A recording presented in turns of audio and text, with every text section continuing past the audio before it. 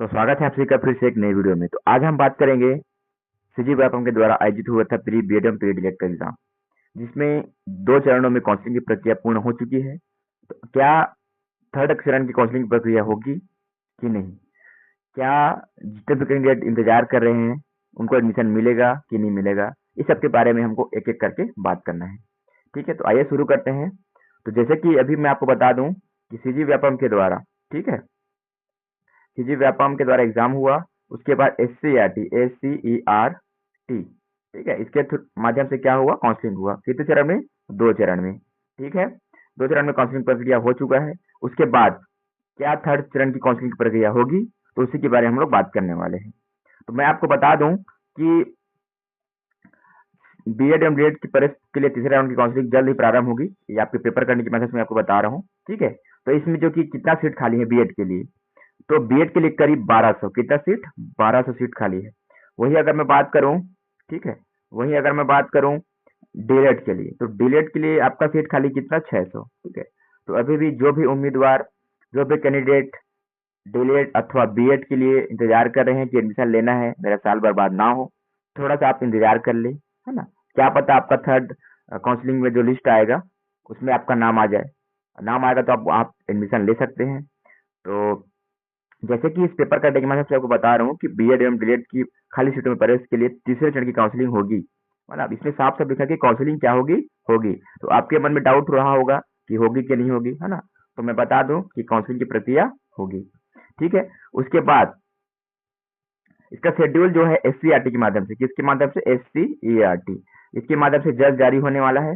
उसके बाद जो खाली सीटें हैं, बीएड की 1200 सीटें और डीएड की 600 सीटें, इनमें जो है प्रवेश की प्रक्रिया बहुत जल्द पूर्ण कर ली जाएगी। ठीक है, अगर बात करें कि टोटल कितना सीट है बीएड का ओवरऑल छत्तीसगढ़ में, तो 14,400। वही अगर हम बात करें डीएड की, तो 6,600। ठीक है, इनमें एडमिशन के लिए काउंसलिंग की प्रक्रिया 29 अगस्त शुरू की गई थी। कब शुरू की गई थी? 29 अगस्त से। उसके बाद ये चरण 2 चरण में संपन्न हुआ, दो बार काउंसलिंग हुआ। फर्स्ट काउंसलिंग में 3 लिस्ट आया, फिर सेकंड काउंसलिंग में 3 लिस्ट आया, मतलब 6 मेरिट लिस्ट जारी हो चुका है। कितना मेरिट लिस्ट है? 6 मेरिट लिस्ट है। उसके बाद भी और जारी होने वाला है।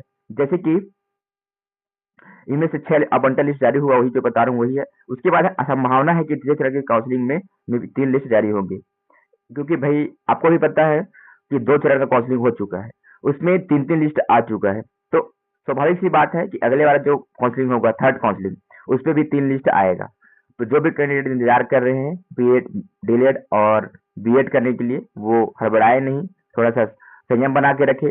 आपका एडमिशन होने का पूरा संभावना रहेगा। और साथ ही साथ मैं आपको ये बता दूं कि जो भी काउंसलिंग की आगे की प्रक्रिया है वो SCERT की वेबसाइट के माध्यम से जारी कर दिया जाएगा। अब मैं अभी कुछ टाइम पहले वेबसाइट चेक किया हूँ, तो उसमें किसी प्रकार की कोई अभी अपडेट नहीं है। तो अभी आप हड़बड़ाए नहीं, और आपका जो भी तैयारी है आगे के लिए, वो आप, अगर आप प्री बीएड इंट्रेंस एग्जाम दिए हैं, डिलेट दिए हैं, तो आप एडमिशन लेंगे ही। ठीक है, तो एडमिशन लेंगे, आपको एडमिशन लेना ही है, तो आप क्या कीजिए, आपके लिए अच्छा अवसर है कि फरवरी में भी होने वाला है क्या चीज, टेट का एग्जाम, सीजी टेट। तो सीजी टेट का आप प्रिपरेशन कर सकते हैं, क्योंकि आप एडमिशन लेंगे ही। अगर आपका टेट क्लियर हो जाता है, तो उस दौरान आने वाले समय में शिक्षक भर्ती का भी वैकेंसी आने वाला है। तो अगर क्या पता, अगर शिक्षक भर्ती थोड़ा लेट से स्टार्ट हुआ मान ले जाए, तो आप उस कंडीशन में आप शिक्षक भर्ती के लिए एलिजिबल हो जाएंगे। तब तक अगर आपका जो डिग्री है, चाहे डीलेड हो चाहे बीएड हो, अगर आपका कंप्लीट हो जा रहेगा तब। ठीक है, तो क्या कीजिए आप, अभी जो है आप टेट का भी प्रिपरेशन करते रहिए, क्योंकि आपको पता है कि आपको एडमिशन लेना ही है। ठीक है, तो इस प्रकार की काम की जानकारी के लिए हमारे साथ बने रहे। आशा करता हूँ कि वीडियो आपको अच्छा लगा होगा, है ना। तो बने रहिए हमारे साथ। किसी प्रकार की और अन्य जानकारी चाहिए तो चैनल को सब्सक्राइब करके रखें। धन्यवाद।